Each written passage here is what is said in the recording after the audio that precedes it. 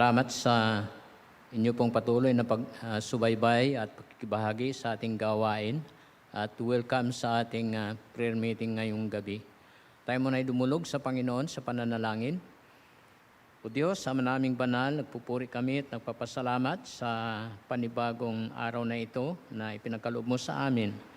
Lalo na ang pagkakataon na kami patuloy sa gawaing prayer meeting sa amin pang pagbubulay-bulay na iyong salita at sa mga pananalangin. Kaya pinagkakatiwala namin sa iyo, Diyos, aming mga puso't isipan, ang aming buong programa sa gabing ito. Kayo pong manguna, kayo po ang mag-ingat sa bawat isa at magpala sa amin pong programa ngayong gabi. Lalo na, Panginoon, sa pag-aaral na iyong salita, o itulungan kami ng banal na Espiritu. Ikaw mapuri at maluwalhati, kung aming panalangin sa pangalan ni Jesus na aming Diyos at tagapagligtas at sa kapangyarihan ng banal na Espiritu. Amen. Ang ating tatalakayin ngayong gabi ay may pamagat, ang nagbangong Kristo, ang pinakamahusay kasama sa paglalakbay ng buhay. Ating talata ay matatagpuan sa Aklat ng Lucas, Kabanatang 24, talatang 13 hanggang 35. Ito ay pangalawang pagpapakita ni Jesus mula nang siya ay nabuhay muli. Ito ay sa dalawang mga alagad na naglalakad pa uwi sa kanilang sariling nayon sa Emmaus. May mahigit 11 kilometro o 7 hanggang 8 milya ang kanilang lalakbayin mula sa Jerusalem. Makita natin sa talatang 13, narito, ng araw ring iyon ay pumunta ang dalawa sa kanila sa isang nayon na tinatawag na Emmaus, na ang layo mula sa Jerusalem ay 60 istadya. Sila ay nag-uusap na malungkot. Kanilang pinag-uusapan ang magandang pag-asa na biglang naglaho dahil sa pagkapako at pagkamatay ni Jesus sa krus. Kaya sa talatang 17 ay sinasabi, at sinabi niya sa kanila, ano itong mga salita na inyong pinag-uusapan sa isa't isa habang kayo ay naglalakad at malungkot ang inyong mga mukha? Sa ganitong kalungkutan, nang si Jesus ay lumapit at sinamahan sila. Sa talatang 15, nangyari na habang sila ay nag-uusap at nagtatalo, si Jesus din mismo ay lumapit at sumama sa kanila. Hindi nila nakilala si Jesus. Sa talatang 16, ngunit ang kanilang mga mata ay pinipigilan upang hindi siya makilala. Ito po ang kalalagayan ng si Jesus ay buhay muli na naging glorified body na hindi siya makikilala kung hindi siya magpapakilala. Ang sumama sa kanila ay tao ng kalumbayan at bihasa sa kapanglawan. Yun po ang sinabi ni Isaiah sa Isaiah 53 verse 3 patungkol sa ating Panginoong Hesus, isang taong sa kapanglawan at bihasa sa karamdaman. Yun po ay si Jesus na sumama sa kanilang paglalakbay. Siya yaong Kristo na handa tayong damayan sa ating kalumbayan upang tayo magkaroon ng katiwasayan. Una po sa ating aralin, si Jesus ay dumating sa atin nang ang ating kaluluwa ay nalulumbay. Ito ang pinaka-espiritu ng dispensasyon na si Kristo ay dumating sa atin nang tayo ay nasa masidhing kalumbayan. Yung unang pagdating ni Kristo sa kanyang pagkatawang tao. Tayo na sangkatauhan ay nasa masidhing kalumbayan. Kaya ang sabi sa Galatia 4, talatang 4, ngunit nang dumating ang takdang panahon, isinugo ng Diyos ang kanyang anak na ipinanganak ng isang babae at ipinanganak sa ilalim ng kautusan. Po ang takdang panahon na ang ating Panginoon Kristo ay ipinanganak sa pagkatawang tao. Isinugo siya mula sa Ama. Kaya siya ay Diyos anak mula sa Ama sa langit na naparito sa lupa sa pagkatawang tao. At ito po ang takdang panahon ng kanya pong kapanganakan. Ang sabi po dito, ipinanganak sa ilalim ng kautusan. Ipinanganak ng isang babae. Sa ilalim ng kautusan, ang ibig po sabihin ay ang sangkatauhan ay nasa ilalim ng kautusan dahil sa kasalanan. Kaya ito po ang mabigat na kalalagayan ng sangkatauhan ng tao. Ito po ang masidhing kalumbayan na ang tao ay nasa ilalim ng kautusan dahil sa pagkakasala.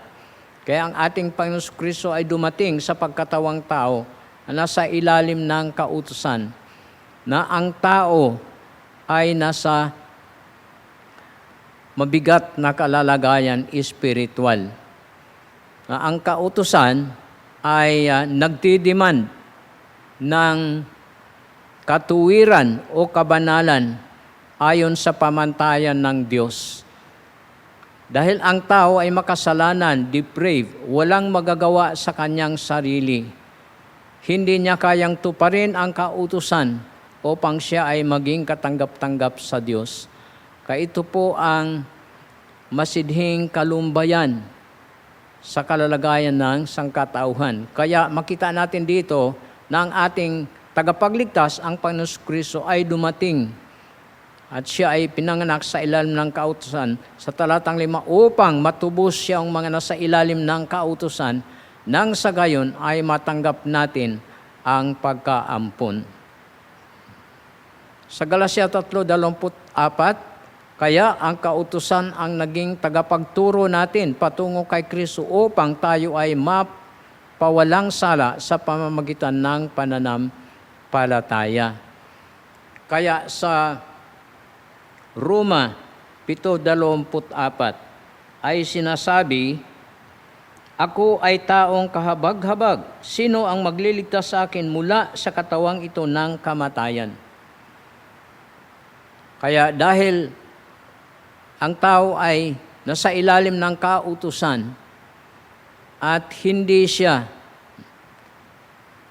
niya kayang tuparin ang lahat ng kautusan, kaya ang tao ay kahabag-habag sa harapan ng Panginoon. Ito po ang kalalagayan espiritual ng tao. Kaya ang kautusan ang naging tagapagturo natin patungo kay Kristo upang tayo ay mapawalang sala sa pamamagitan ng pananampalataya. Kaya hindi matulungan ng kautusan ang tao sa pamamagitan ng pagtupad nito, kundi ang kautusan ay nagpapakilala o nagpapakita sa tao na ang tao ay kailangan niya si Kristo upang siya ay mapawalang sala sa pamamagitan ng pananampalataya. Kaya't ang sigaw ng Panginoong Hesus, magsiparito sa akin kayong lahat na nangapapagal at nangabibigatang lubha at kayo aking papagpahingahin. Yun po ay makita natin sa Matthew 11, talatang 28. Ang kailangan ng tao ay si Kristo. Lumapit kay Kristo, ang paanyaya ng Panginoon Kristo, lumapit sa pananampalataya upang magkaroon ng kapahingahan sa kalumbayan at kasalanan. Bilang nagbangong tagapagligtas, ang nais ng Panginoon sa atin na ang ating kalumbayan ay mapawi at magkaroon tayo ng kasiyahan. Na ang dalawang alagad ay nasa kalumbayan, ito pong dalawang naglalakbay patungong Emmaus. Sila ay nasa hindi pagkakaunawa at hindi pagpapaniwala. Yan po ang makita natin sa talatang 25. Nasabi po dito, kaya sinabi ni Jesus sa kanila, o kayong mga mangmang at mga mabagal ang puso upang sumampalataya sa lahat ng mga sinabi ng mga propeta. Ito ay mga sinabi ng propeta sa banal na kasulatan. Ikinalugod pa rin ni Jesus na sila ay samahan sa kanilang mapanglaw na landas ng buhay. Sila ay sinamahan ni Jesus mula sa kalungkutan tungo sa panibagong pag-asa, panibagong kapayapaan at tunay na kasiyahan sa buhay. Si Jesus ay buong sinunod ang kalooban ng Ama, lubosang ginanap ang gawain ng Ama sapagkat nais niyang mapa sa atin ang the best, ang pinakamainam na maari nating kamtin. Hindi lamang ang kanyang pasensya ay naranasan natin, kundi ang kanyang presensya ay nasa bawat lakad ng ating buhay. Yun po ay sa mga nanampalataya na sa ating Panginoong Jesucristo. Sa pangalawa po, matututunan natin na kadalasan si Jesus ay kasama natin habang hindi natin alam. May mga pagkakataon na kasama natin ang Panginoong Hesus sa buhay, ngunit hindi natin nalalaman. Tulad sa dalawang mga alagad na naglalakbay patungo Emmaus, ay kasama nila si Jesus sa bawat hakbang, ngunit hindi nila nalalaman. Hindi kaya ganun din kung minsan ang ating mga buhay. Siya ay kasama natin, ngunit tayo ay nabubulagan din ng maling prioridad sa buhay. Dahil sa mga bagay na ating inaalala at pinapahalagahan, kaya't nabigo tayong makita siya at ma-enjoy ang kanyang presensya na iyon ang nararapat. Ganon kung minsan ang nangyayari sa ating pong pamumuhay. Nabubulagan din tayo at hindi natin nalalaman, hindi natin napapansin kasama natin ang Panginoon dahil naiba ang ating prioridad at ang ating pagpapahalaga. Kaya nabigo tayo makita siya at ma-enjoy ang kanyang presensya na yun ang dapat sa buhay ng bawat mananampalataya. Kaya nating mabuhay sa sariling kakayahan at pagsisikap, ngunit hindi natin makamtan ang kasiyahan na nais ng Panginoon sa atin. Kaya ganun kung minsan namumuhay tayo sa sariling kakayahan at pagsisikap, ngunit sa ganong uri ng pamumuhay ay hindi makakamtan ang kasiyahan na talagang nais ng Panginoon na sa Kanya lamang, siya lamang ang makapagbibigay. Sapagat ito ay sa pamumuhay na nakikita natin siya sa mata ng pananampalataya at nararamdaman ang Kanyang presensya sa paniniwala na siya ay ating kasama. Kung hiwalay kayo sa akin ay wala kayong magagawa. Yan po ang sabi ng ating Panginoon sa Juan 15 talatang 5. Kaya kung hiwalay tayo sa Panginoon, wala tayong magagawa. Hindi natin may i-enjoy yung kasiyahan sa buhay na nais niyang ibahagi sa atin. Ang walang hanggang presensya ni Jesus ay dapat nagpapatuloy na kaaliwan nating mga mananampalataya. Sa pangatlo po, si Jesus mismo ang minsang dakilang usapin at ang dakilang tagapagpahayag ng kasulatan. Sa dalawang mga alagad, ito po ang kanilang pinag-uusapan, ang ating dakilang Panginoong Hesus at siya rin ang dakilang tagapagpahayag ng kasulatan. Kaya sa talatang 19 hanggang 24 ay makikita po natin, at sinabi niya sa kanila anong mga bagay. Ito po yung kanilang pinag-uusapan. Kaya sinabi nila sa kanya ang mga bagay patungkol kay Jesus na taga Nazaret na naging tao, isang propeta na makapangyarihan sa gawa at salita sa harap ng Diyos at sa lahat ng mga tao. Ito po yung kanilang pinag-uusapan at hindi nila nakikilala at nalalaman na si Jesus na ang kanilang kasama. Sa talatang 20, at kung paanong siya ay ibinigay ng aming mga punong saserdote at mga pinuno upang hatulan ng kamatayan at siya ay pinako nila sa krus.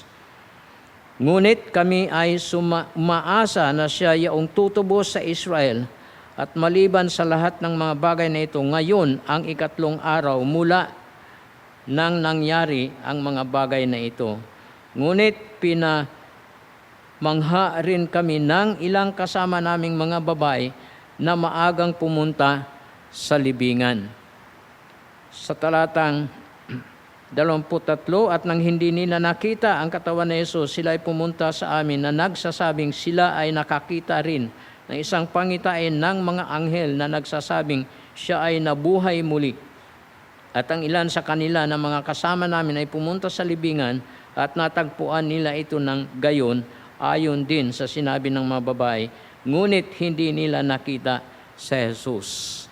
Ito po yung kanilang mga pinag-uusapan, yung mga pangyayari, yung mga kababaihan na pumunta rin sa libingan at nakakita ng pangitain, ang anghel, ngunit hindi nila nakita si Jesus. Ito po ang kanilang pinag-uusapan. Ito ay patungkol sa lahat ng kasulatan at patungkol sa kanyang sarili. Sa talatang 26 at 27, hindi ba ang Kristo ay kinakailang dumanas ng mga bagay na ito at papasok sa kanyang kaluwalhatian? At simula kay Moises sa lahat ng mga propeta ay ipinaliwanag niya sa kanila sa lahat ng kasulatan ang mga bagay patungkol sa kanyang sarili. Kaya ipinaliwanag ng Panginoong Hesus sa kanila ang patungkol sa mga sinabi sa Biblia ng mga propeta simula kay Moises. Sinabi niya dito ang patungkol sa Mesiyas na kailangan maghirap, kailangan mamatay sa krus upang siya po ay tumanggap ng kaluwalhatian. Ang bawat mananampalataya ay maging kaluwalhatian niya at siya po ay papasok sa kanyang kaluwalhatian. Kaya ang sabi dito, hindi ba ang Kristo ay kinakailang dumanas ng mga bagay na ito at papasok sa kanyang kaluwalhatian? Kaya pinaliwanag niya sa kanila lahat ng mga kasulatan, simula kay Moses, lahat ng mga propeta, mga bagay patungkol sa kanyang sarili. Ang patutuo na Jesus, ang espiritu ng propesiya. Sa talatang 26, ang nais na Jesus ay maintindihan ng lahat na siya bilang Mesiyas ay magbata ng hirap, mamatay sa krus at muling mabuhay na maluwalhati. Upang ang sinumang tao na manampalataya sa kanya ay maging kaluwalhatian niya at makabahagi sa kanyang kaluwalhatian. So ito po ang ipinapaliwanag ng ating Panginoon na hindi naintindihan ng mga alagad, na hindi naintindihan ng mga Hudyo, at ito po ay kanyang ganapin ng lubusan ang gawain ng Ama sa pamamagitan ng kamatayan sa krus upang ang bawat manampalataya sa Kanya ay makabahagi ng Kanyang kaluwalhatian. Sa Roma 8:18 ay sinasabi, sapagkat ang paghihirap sa kasalukuyang panahon ay hindi ko ibinibilang na karapat-dapat ihambing sa kaluwalhatiang maihayag sa atin. Ito po ang sabi ni Apostol Pablo sa mga totoong nanampalataya sa ating Panginoon Kristo ay makabahagi ng kaluwalhatian ni Kristo pagdating ng panahon sa pagbabalik ng ating Panginoong Hesukristo. Kaya sa totoong mananampalataya, anumang hirap pagtitiis ang mararanasan tulad ni Apostol Pablo, walang katitingyan ay hindi iyan maikumpara sa kaluwalhatiang maihayag sa atin, ibahagi sa atin ang kaluwalhatian ng Panginoon. Kaya anuman pong hirap, bigat ang buhay dito sa mundo, lalo na sa pamumuhay para sa Panginoon, wala po yan, hindi po yan maihahambing sa kaluwalhatiang ibahagi ng Panginoon sa atin.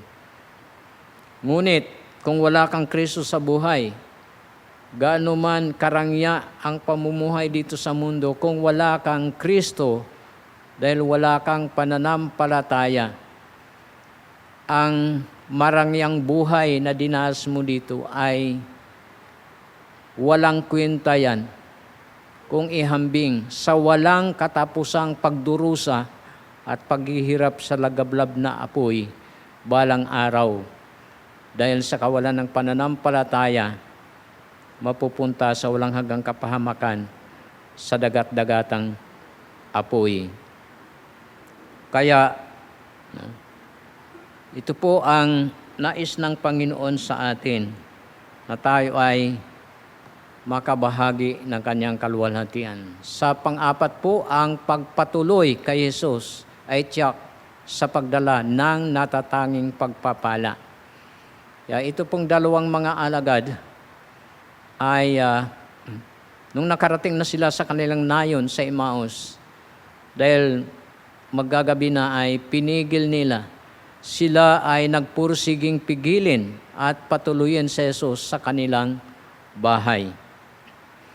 sa talatang 30, at nangyari na sa kanyang pagdulog sa pagkainan nakasama nila, kinuha niya ang tinapay at pinagpala ito at pagkaputol-putol niya, ito ay ibigay niya sa kanila. Sa talata 31, at ang kanilang mga mata ay nabuksan at siya ay nakilala nila. Ito po yung malaking pagpapala ng kanilang patuluyin sa Jesus sa kanilang tahanan. Sa kanilang pagdulog sa hapagkainan kasama si Jesus. Kumuha si Jesus ng tinapay at kanyang binasbasan, pinagpala, pinagputol-putol at ibinigay sa kanila. At ang kanilang mga mata ay nabuksan at siya ay nakilala nila. Kapag ang isang tao ay nawalan ng napaka-importanting bagay, ay anong lungkot ang nararamdaman. Ngunit kapag ito ay biglang naibalik sa kanya, ay napakalaking blessing, napakalaking pagpapala. Ganito ang naranasan ng dalawang mga alagad ng kanilang patuluyan sa Jesus sa kanilang tahanan.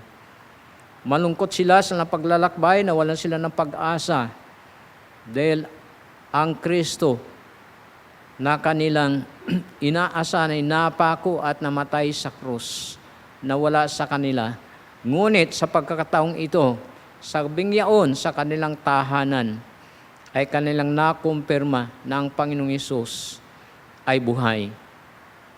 Kaya ito po ang kanilang kasiyahan, ang kanilang naging kagalakan, ang naibalik sa kanila, ang kanilang inaasahan, ang tanging manunubos at tagapagligtas ng buhay. Anong laking blessings ang dala ni Kristo sa kanilang buhay. Kailangan lamang palaging bukas ang ating puso para sa Panginoon. Sa Revelation 3:20 ay sinasabi, narito ako'y nakatayo sa pintuan at tumutok-tok.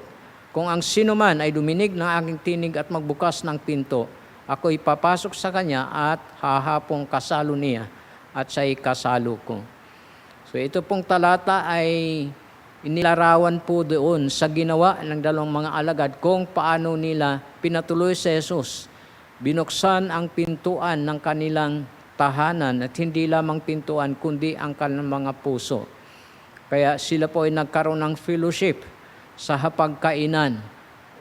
Kaya ito po ang ang imbitasyon ng Panginoon sa bawat isa na dapat buksan natin ang ating mga puso, lalo na sa mga wala pang Kristo sa buhay, upang magkaroon ng fellowship, magkaroon ng kaugnayan, magkaroon ng tunay na kasiyahan at kagalakan sa buhay.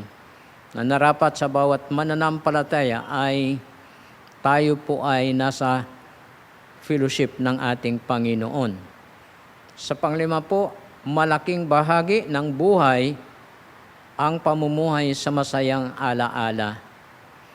Ang mawala ang Panginoon sa kanilang paningin. Nang mawala ang Panginoon sa kanilang paningin, yun po ay sa talatang 31, na nang makilala nila si Jesus, siya ay biglang naglaho. Sila'y nagsalitaan ng mga magagandang bagay at masasayang alaala. At nung nagpakilala na si Jesus sa kanila, si Jesus ay biglang naglaho. Ngunit, bagamat naglaho si Jesus sa kanilang paningin, sila po ay nagkaroon ng kasiyahan. Ang kanilang salitaan ay naging masaya. Hindi tulad ng dati na hindi pa nila nakilala si Jesus, hindi pa nila napatunayan na nabuhay muli si Jesus, ang kanilang salitaan ay malumbay, nakalulungkot. Ngunit, sa ngayon, sila po ay nagsasalitaan ng mga magagandang bagay at masasayang alaala. Sa talatang 32 ay sinasabi po dito, saglit ko pong basahin, 32, kaya sinabi nila sa isa't isa, hindi nga ba nag-aalab sa loob natin ng ating mga puso habang tayo kinakausap niya sa daan? At kung paano niya ipinapaliwanag sa atin ang mga kasulatan. Yun po ang mga alaala, ang kanila ng pinagkukwentuhan. Na alaala nilang nag-alab ang kanilang mga puso ng kinakausap ni Jesus sila, lalo na nang binuksan sa kanila ni Jesus ang mga kasulatan, iyon ay masarap nilang alalahanin. Lalong-lalo na nang kanilang nakumpirma na buhay ang Panginoon. Kaya sa talatang 34, sinabi nila, tunay na ang Panginoon ay bumangon at nagpakita kay Simon. Kaya masayang isinaysay nila ang kanilang karanasan sa daan na kasama ang Panginoon at kung paano nila siya nakilala. Kaya pinag-usapan nila muli ang kanilang karanasan noong nasa daan pa sila naglalakad, na alaala nila. Bagamat hindi nila alam na si Jesus ang kanilang kasama, nang nakumpirma nila buhay si Jesus, ay sinariwa nila sa kanilang isipan na mayroong kasiyahan ang kanilang karanasan. Dahil ang Panginoon ay mayroon silang magandang alaala, masayang alaala kung paano siya nagpakilala sa kanila. Kaya sa talatang 35, at isinalaysay nila ang mga bagay na nangyari sa daan at kung paano siya ay nakilala nila sa pagputol-putol ng tinapay. Si Apostol Pablo, ano ang kanyang alaala bago niya makilala ang Panginoon? Alam natin kung sino si Apostol, si Saulo. Yun ang Apostol Pablo nang hindi pa niya kilala ang Panginoon. Ano ang kanyang alaala? Ano ang kanyang mga pinahahalagahan? Sa Pilipos 3:8, ang sabi niya, oo, sa katunayan, itinuturing kong kalugihan ang lahat ng mga bagay para sa pinakamataas na pagkakilala kay Kristo Jesus na aking Panginoon. Tinutukoy ni Apostol Pablo yung kanyang mga credentials, yung kanyang mga pinanghahawakan sa buhay bilang Fariseo, bilang matalino, bilang isa sa pinuno ng mga Hudyo, bilang master of the law, bilang isang Hudyo, isang Fariseo na mayroong mataas na pinag-aaralan, isang tao na mayroong kapangyarihan, tinitingala ng marami.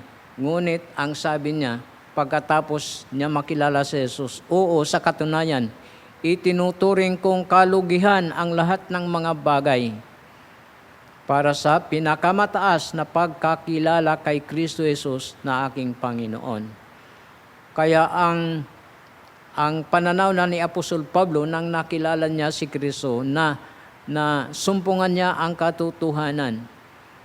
Anumang mga bagay na kanyang pinahahalagahan dati, sa ngayon ay itinuring niyang kalugihan. Ang ibig sabihin, walang kwenta ang mga bagay na yun kung hindi mo kilala ang Panginoon Kristo.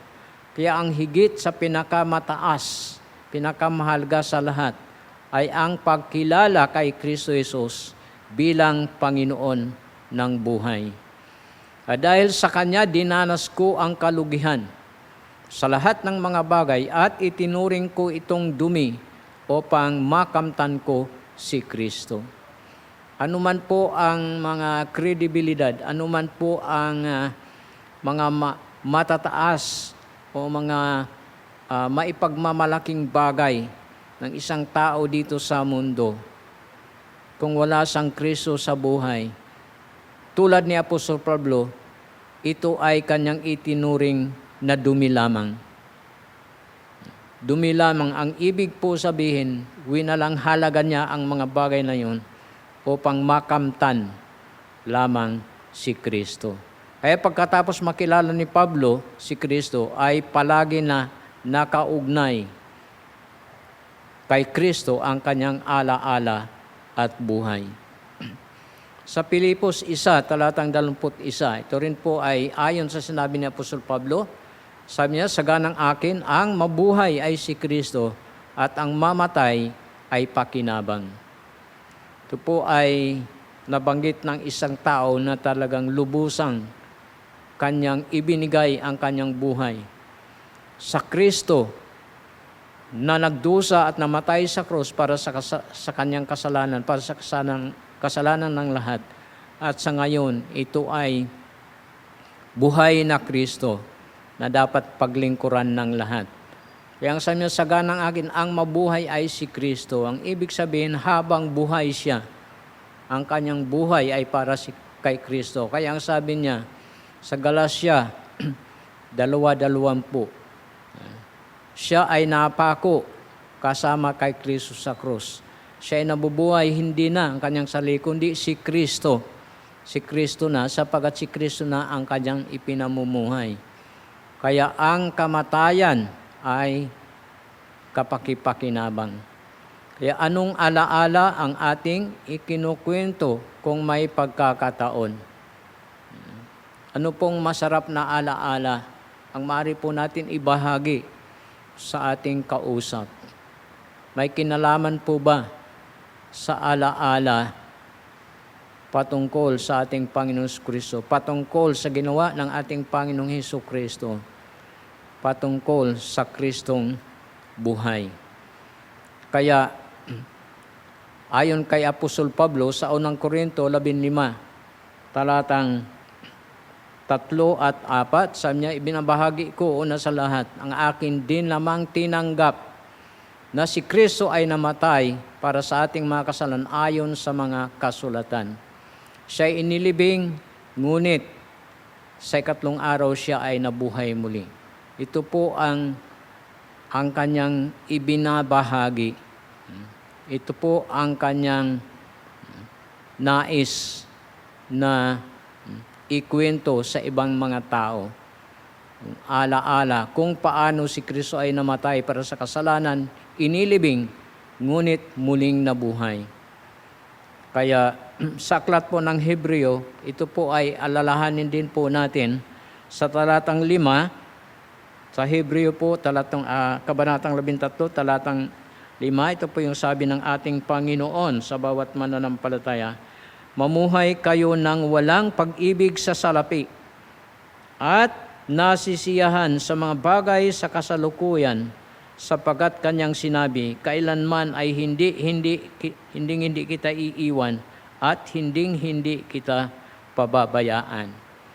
Ito po yung sinasabi ng aklat ng Hebrew sa 13 verse 5. Dito po sa mundo talagang malakas ang hatak ng material na bagay, lalo na ang kayamanan. Kaya ito po ang sinasabi dito sa atin, mamuhay ng walang pag-ibig sa salapi. Kung maalaala po natin, ang sabi ni Apostol Pablo, ang pag-ibig sa salapi ay ugat ng lahat ng kasamaan. Kaya ang sabi ng Panginoon sa atin ay ibigin siya ng buong puso. Kaya ang malaking problema, kapag inibig ng tao ang salapi, lalong-lalo na kung ang mananampalataya ay inibig ang salapi, magiging walang kasiyahan sa buhay. Kaya ang sabi dito, walang pag-ibig sa salapi at nasisiyahan sa mga bagay sa kasalukuyan. Ano po ang sabi ng ating Panginoon? Masisiyahan tayo. Unahin natin ang kanyang kaharian at ang kanyang katuwiran. At ang ating pangangailangan ay kanyang idadagdag. Kaya magkaroon ng kasiyahan sa buhay. At ang importante na tayo po ay nagtitiwala sa Panginoon, sapagat ang sabi niya, kailanman ay hindi kita iiwan at hindi kita pababayaan. Kaya ang ibig po sabihin sa pamumuhay bilang Kristiyano dito po sa sanlibutan, talagang prioridad po natin tayo po ay namumuhay, kaugnay ang ating Panginoong Kristo. Ngunit kung minsan nasa sidetrack po tayo dahil sa mga material na bagay, dahil sa iba pong mga bagay sa mundo na kung minsan higit na napapahalagahan. Ngunit salamat sapagkat ayon sa ating Panginoon sa talatang ito, hindi tayo iwan, hindi tayo pababayaan. Alalahanin po natin ang ang story po ng footprints in the sand. Alam po natin, magkaparis na yapak sa buhanginan. Kaya ang ibig po sabihin yun ay sa ating paglalakbay sa buhay, kasama natin ang ating Panginoong Hesus. At yung nagkaroon ng isang pares na yapak lamang doon sa buhanginan ay nagtataka. Nagtataka ang tao kung bakit hindi niya nakasama ang Panginoon. Anong sabi ng Panginoon? Sa panahon na ikaw ay nasa kalumbayan, kay isa na lamang pares ng yapak ang makikita dahil yun po ang yapak ng Panginoon. Dahil kalong-kalong niya na po ang kanyang anak o mananampalataya kapag nasa kagipitan ng buhay. Yun po ang katunayan, ang katotohanan na dapat sa pamumuhay po natin talagang masarap o mahusay kasama ang ating Panginoon sa lakbayan ng ating mga buhay. Tayon po ay lalong-lalo na sa panahon ng kagipitan. At nagpapasalamat tayo sa Panginoon sa biyaya niya. Ngunit sa iba po sa atin na mayroong talagang mga pinagdadaanan at mayroong matinding kagipitan, problema na nararanasan. Ito po ang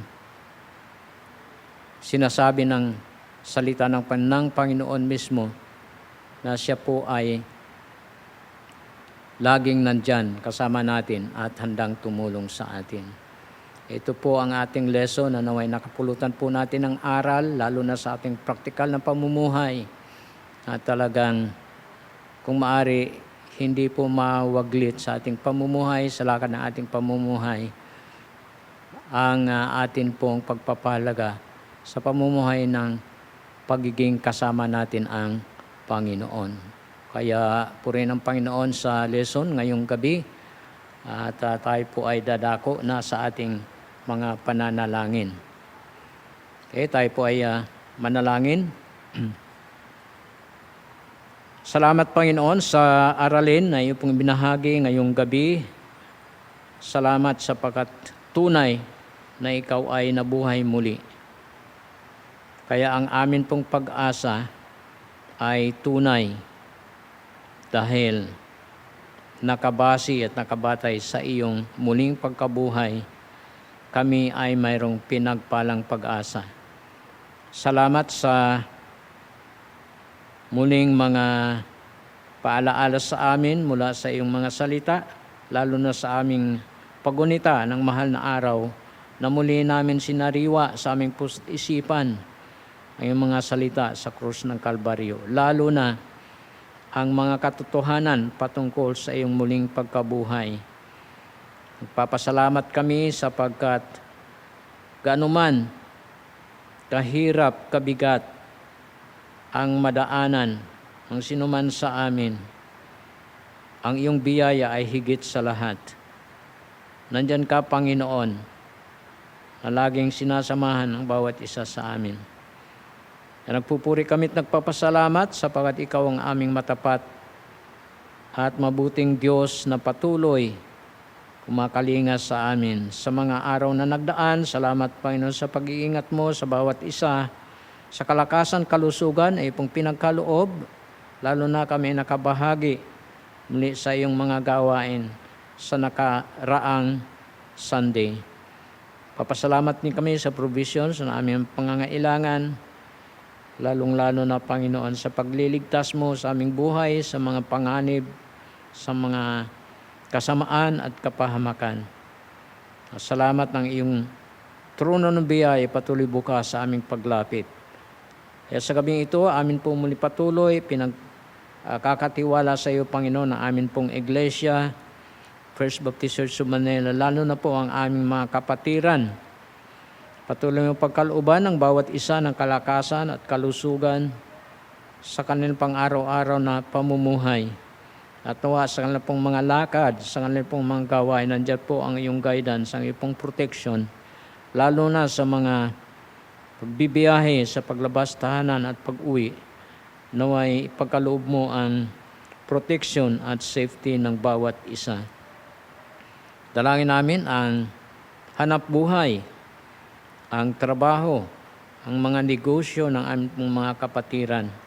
Kayo po patuloy magpala, O Diyos, at kayo po ang patuloy na magkaloob, Panginoon, ng kasiyahan sa bawat isa sa kanila pong paghahanap buhay, kasiyahan, Panginoon, din upang makabahagi sa pagsuporta sa ipong gawain sa pamamagitan ng financial, sa ikapo, at sa mga offerings.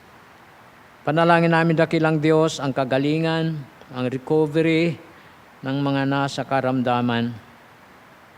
Ikaw ang aming Diyos na dakilang manggagamot. Kaya patuloy namin pinagkakatiwala sa iyo ang aming mga kapatiran na nakakaranas ng mga karamdaman sa mga panahong ito, sa recovery at kagalingan. Nilalapit po namin ang bawat isa sa kanila, O Diyos. Salamat sa mga kasagutan ng panalangin sa nakaraan. At patuloy kami, Panginoon, na nagtitiwala sa iyo, lalo na sa mga problema ng bawat isa. Iba't iba ang problema ng bawat isa sa amin, mayroong mabibigat at iba't ibang uri, mga concerns ng bawat isa, mga panalangin, mga kahilingan. Sa iyo lamang namin ipinagkakatiwala, dakilang Diyos. Kayo po ang magbigay ng kaaliwan, ng comfort, kalakasan ng loob, tibay ng pananampalataya sa mga karanas ng mabibigat na problema at mga concern sa buhay. Patuloy mo pagkalooban ang aming pangangailangan sa araw-araw, sa financial na mga bagay, sa aming mga gastusin, sa gastusin ng aming mga estudyante. Patuloy kami, O Diyos, mihiling sa iyo pong provisions.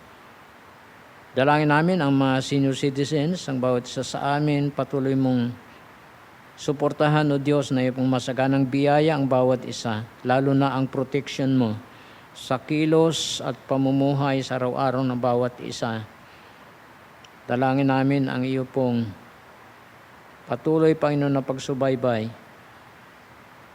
pagkaloob ng kapayapaan, kasiyahan, kagalakan sa buhay, sa pagtitiwala sa iyo.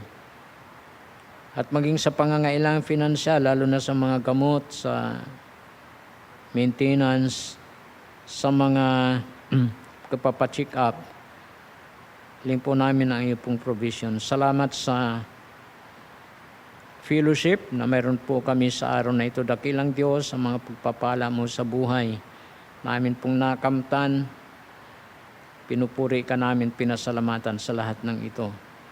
Aming panalangin na dakilang Diyos, ang amin pong mga estudyante sa kanilang mga pag-aaral, ang pangangailangan nila sa school, pag-iingat mo sa bawat biyahe. Ganon din, Panginoon, sa kanilang pong mga pag-aaral, tulungan mo nawa ang bawat isa sa kanila. Lalo na ang safety nila, Panginoon, sa pagpunta sa school at pag-uwi.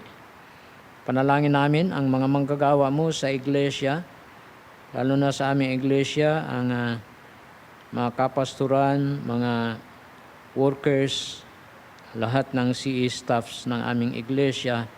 Dalangin namin ang patuloy mo, Panginoon, na kaloob ng biyaya sa bawat isa. Lalo na, Panginoon, ang kasiyahan at kagalakan sa pagganap ng iyo pong gawain, lalo na sa aming Christian Education Ministry. Dalangin namin ang bawat isa, patuloy mong biyayaan, pagkalooban ng kalakasan, O Diyos, at katalinuhan, gabay, lalo na sa pag-aaral ng salita, paghahanda, Panginoon, sa pagbahagi ng mensahe, pagtuturo ng iyong salita, lalo na sa sa bawat departamento ng amin pong Sunday Bible School sa aming iglesia. Pagpalain mo rin sa pang-araw-araw na pangangailangan ang bawat isa sa mga lingkod mo. Panalangin din namin, dakilang Diyos, maging ang financial na pangailangan ng aming iglesia upang patuloy masuportahan, lalo na ang misyon, ang mga pangangailangan sa aming iglesia, sa mga manggagawa mo. Dalangin namin ang paglago ng aming iglesia, ng kapatiran, ang pagiging matatag, matibay ng amin pong iglesia sa pag-iingat, pagkilos at paggawa mo, Panginoon. At sa amin pong mga gawain sa tuwing Sunday, panalangin po namin, dakilang Diyos, ang lahat ng amin pong activities kung Sunday sa worship services. Salamat sa mga mensahero na ipinagkakaloob mo, sa mga mensahe na binabahagi.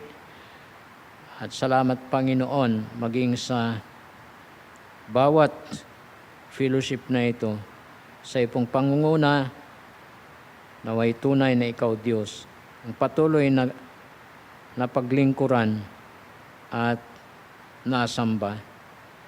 Sa iba pang mga fellowship ng aming iglesia, ikaw din po ang magpala, dakilang Diyos, sa mga staffs, sa mga young people, sa mga kabataan, maging sa amin pong prayer meeting na ito, dakilang Diyos, nawa ikaw patuloy magpala, lalo na sa mga salita na pinag-aaralan, sa mga panalangin, Panginoon, na amin pong pinagkakatiwala sa iyo, naway maranasan po namin ang iyong kapangyarihan sa pagtugon at ang iyong kabutihan at pagmamahal, O Diyos, sa pagsagot ng aming mga pananalangin. Ang aming Thursday class, patuloy din namin pinapanalangin, dakilang Diyos, lalo na bukas na araw. Salamat sa mga nag-aaral na sila, Panginoon, ay nagagamit mo sa gawain, sa pagbigay mensahe. At patuloy namin dalangin ang bawat isa na sila ay lalo pa na maging aktibo sa kanila pong pag-aaral at paglilingkod. Patuloy mo bigyan ng katalinuhan at kalakasan ng bawat isa, Panginoon. At lalo na ma-enjoy po nila pag-aaral, hindi lang pag-aaral, kundi ang magamit sa iyo pong gawain, sa pagtuturo at pagdala ng mensahe. Panalangin din namin, Panginoon, mga Bible studies sa San Mateo, sa Montalban, sa Tarlac, sa pangunan ni Pastor Rene, Pastor Jess, sila Brother Bart, sila Pastor Bong at iba pa nilang mga kasama. Salamat sa mga binuksan mo na mga outreaches. Dalangin namin ang pagtuturo sa Bible study, pagpapala mo, Diyos, sa mga salita, sa bawat tagapakinig, pagtuturo sa mga bata. At panalangin namin ang pag-ani ng mga kaluluwa para sa iyong kalwalhatian at para sa kaligtasan bawat isa. Salamat sa nabuksan ang gawain sa UP Bliss, sa Villanueva Residence. Salamat na nakapagsimula ng worship service at patuloy ang pagtuturo sa mga bata at patuloy, O Diyos, kayo po ang magpala at kayong mapuri at maluwalhati. Talangin namin sa lugar na ito na may marami pang kaluluwa ang maliligtas. Dalangin namin ang mga Bible schools sa Lubao, sa Quezon, sa iba't ibang bahagi, sa Visayas, sa Mindanao at dito sa Luzon.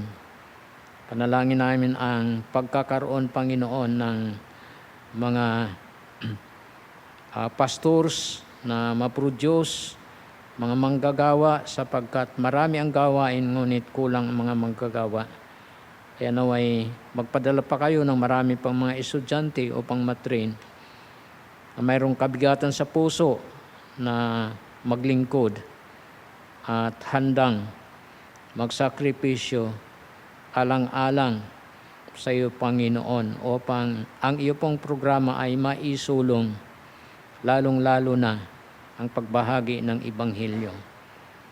Ganon din, Panginoon, dalangin po namin ang mga misyon sa ibang bansa, ang patuloy na paghayo ng mga missionaries.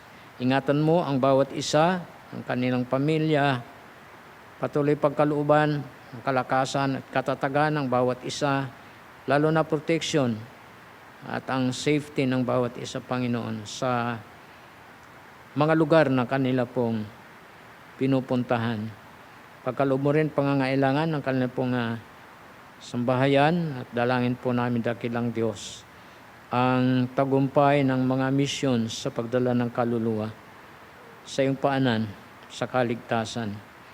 Aming dinadala sa iyo, dakilang Diyos, ang amin pong gobyerno sa pangunguna ng amin pong Presidente Bongbong Marcos. Ganon din ang aming Vice Presidente, si Sara Duterte Carpio. Ingatan mo ang bawat isa sa kanila at patuloy nawa sila, O Diyos, na maging gamit-gamit para po sa kapakanan ng aming bayan bilang mataas na pinuno ng aming bansa. Ingatan mo ang kanilang mga buhay at tulungan sila sa kanilang mga plano, sa kanilang mga programa.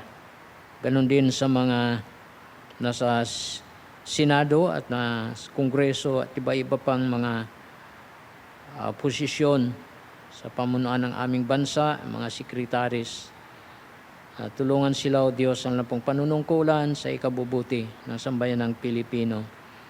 Tulungan mo rin ang aming bansa sa pagsugpo ng mga illegals, mga karahasan at katiwalian, na ito po, Panginoon, ay malaking sagabal sa pag-unad ng aming bansa. Tulungan mo ang ekonomiya ng aming bansa, lalo na, Panginoon, sa bahagi ng agrikultura, ay sa mga programa, ito po ay makatulong upang magkaroon ng kaluwagan ng pamumuhay ng bawat mamamayan ng amin pong bansa. Patuloy namin na pinagkakatiwala sa iyo ang amin pong bansa sa kapayapaan at kaayusan, lalo na sa bawat lugar na aming kinaroroonan. Dalangin namin ang iyo pong patuloy, O Diyos, na pag-intervene na maging mapayapa ang amin pong pamumuhay sa bawat lugar na aming kinalalagyan. At ganon din, Panginoon, dalangin po namin ang bansa ng Amerika, ang amin pong mga kaiglesiyahan na doon, mga kamanggagawa, mga mahal sa buhay, mga kapatiran, mga kamag-anakan na naroon. Ingatan mo po sila. Dalangin namin ang kanilang kapayapaan. Pagpapatuloy, Panginoon, ang kanilang mga gawain, kayo din po ang magpala at kayo din po ang mag-ingat sa bawat isa. Lalo ng bansang Israel, nagkatiwala namin sa iyo, Panginoon, sa kanilang kalalagayan, O Diyos, patuloy ang kaguluhan, ngunit nandyan ka, Panginoon. Kaya dalangin namin ang gawain po doon sa Israel, ng mga missionaries at ang mission ay magpatuloy sa kabila ng kalalagayang may kaguluhan. Dalangin namin ang kaligtasan ng mga Hudyo na ayon po sa iyong kalooban, nais mo sila maligtas. Hindi lamang sila, Panginoon, kundi ang sinuman na naroon na nangangailangan kay Kristo maging tagapagligtas at Panginoon ng buhay. Panalangin namin, O Diyos, ang programa ng evangelism sa buong mundo. Salamat sa iyo pong pangako sa bawat paghayo na ikaw ay kasama ng bawat isa. Dalangin namin ang tagumpay ng mga evangelistic program, O Diyos, sa iba't ibang dako ng mundo. Ayon po sa iyong salita na ikaw po ay nagkakaloob ng pagpapahinuhod, pasensya, sapagkat hindi mo nais ng sinuman ay mapahamak, kundi na makapagsisi upang sila, Panginoon, ay makapiling mo ang habang panahon ayon po sa iyong lugar na inihanda para sa bawat isa sa iyo pong dako ng kalangitan. Nagpapasalamat kami, nagpupuri sa gabing ito, Panginoon, sa iyo pong pangunguna sa aming buhay, sa paalaala ng iyo pong salita at sa mga panalangin. Sa pangalan ni Jesus, naming Diyos at tagapagligtas at sa kapangyarihan ng banal na Espiritu. Amen. Kaya magandang gabi po muli sa bawat isa sa atin.